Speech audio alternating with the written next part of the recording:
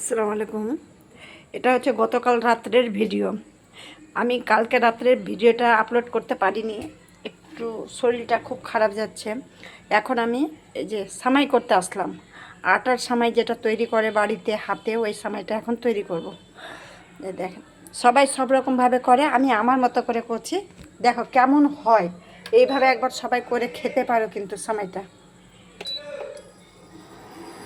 কড়াইটাকে ভালো করে আগে গরম করে নেব, দিয়ে সামাইটাকে ঘিয়ে ভাজবো।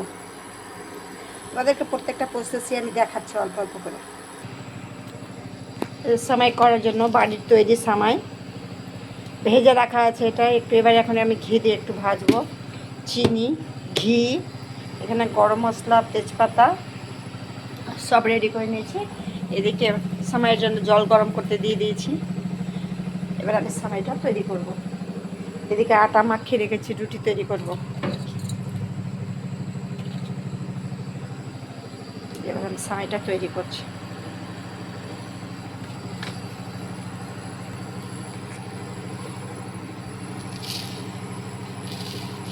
দিয়ে দিলাম সামাই, অল্প করেই করবো, যেহেতু আমরা বেশি সময় খাই না, মিষ্টি বেশি খাই না।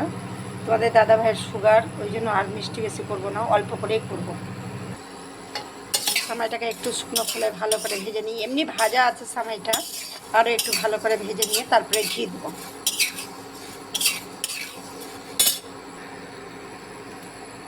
ঘি দিয়ে দিলাম, ঘি দিয়ে এবার সামাইটাকে একটু ভাজতে থাকবো।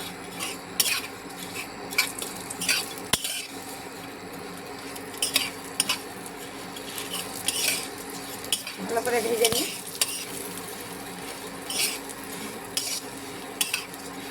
ভাজাটা হয়ে যাক, তারপর তোমাদের দেখাচ্ছি।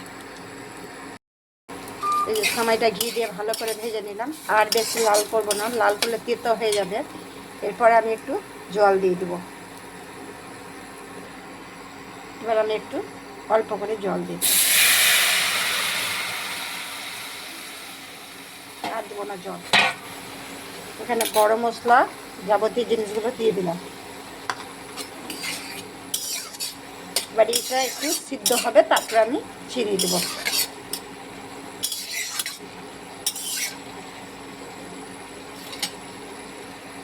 এই যে একদম জলটা যখন শুকিয়ে যাবে, তখন আমি অল্প করে চিনি দিয়ে দেবো।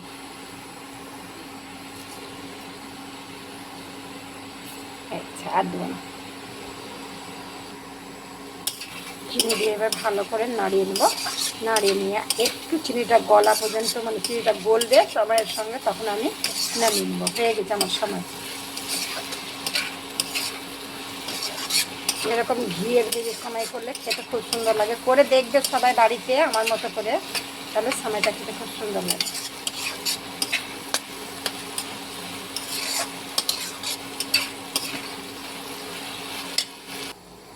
এই যে সামাইটা আমার হয়ে গেছে, এবার আমি ওভেনটা বন্ধ করে দেবো। এই যে আমার সামাই হয়ে গেছে, ঝরঝরে একদম। এরকম ঝরঝরে সামাই সবার খেতে ভালো লাগবে। এই সামাইটাতে জলটা ঠিক মতো না দিলে কিন্তু সামাইটা গলা গলা হয়ে যাবে। এবার আমি রুটি করতে যাব, রুটি করতে তোমাদের কাছ থেকে বিদায় নিলাম। আল্লাহ হাফেজ।